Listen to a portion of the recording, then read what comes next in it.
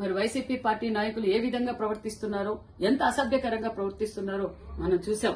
5 సంవత్సరాల్లో వారు అధికారంలో ఉన్నప్పుడు మహిళలు ఏ విధంగా అసభ్యకరంగా మాట్లాడారో చూసాం. యువతను ఏ విధంగా అసభ్యకరంగా మాట్లాడారో చేశారు. మరి మేధావులను ఏ విధంగా అవమానపరిచారో చూసాం. అమరావతి రైతులను ఏ విధంగా అవమానపరిచారో చూసాం. ప్రజలందరూ ఇది చూసే జగన్మోహన్ రెడ్డి గారికి 11 సీట్లకే పరిమితం చేసి బుద్ధి చెప్పారు.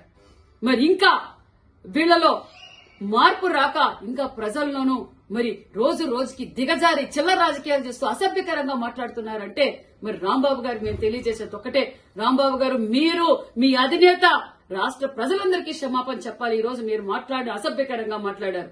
మీరు అధికారంలో ఉన్నప్పుడు, మా ముఖ్యమంత్రి గారు ప్రతిపక్షంలో ఉన్నప్పుడు మేము ఏ విధంగా మాట్లాడామో, ఏ విధంగా రాష్ట్ర ప్రజల కోసం పోరాటం చేశామో ప్రజలందరూ మమ్మల్ని చూశారు. ఈ రోజు మేము అధికారంలోకి వచ్చాం.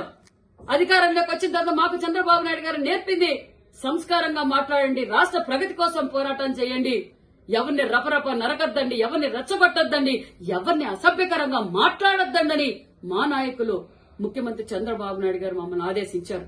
మేము చూస్తూ ఉన్నామనుకుంటున్నారేమో, చట్టం తన పంతం చేస్తుంది.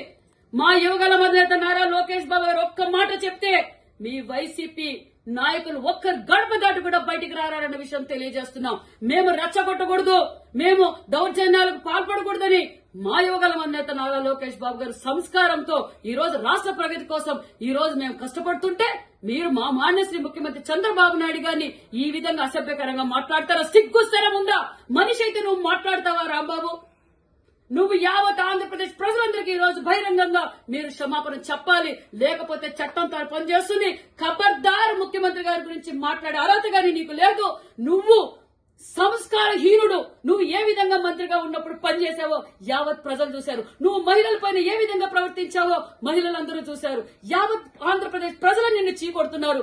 ఈ రోజు మరింత దిగజారిపోయి ఈ రోజు ముఖ్యమంత్రి గారిని మాట్లాడావంటే నువ్వు ద్రోహి, మహిళా ద్రోహి, యువత ద్రోహి. నీ అంత సంస్కారహీనులే లేరన్న విషయం కూడా తెలియజేస్తున్నాం. మరొక్కసారి నీకు తెలియజేస్తున్నాం, ఖబర్దార్. మా యువగల అధినేత అనుకుంటే ఒక్కడు కూడా నువ్వు బయటకు పెట్టలేవు. మేము నీకు సంస్కారవంతులం. మేము మీ అధినేత మీకు అది నేర్పలేదు.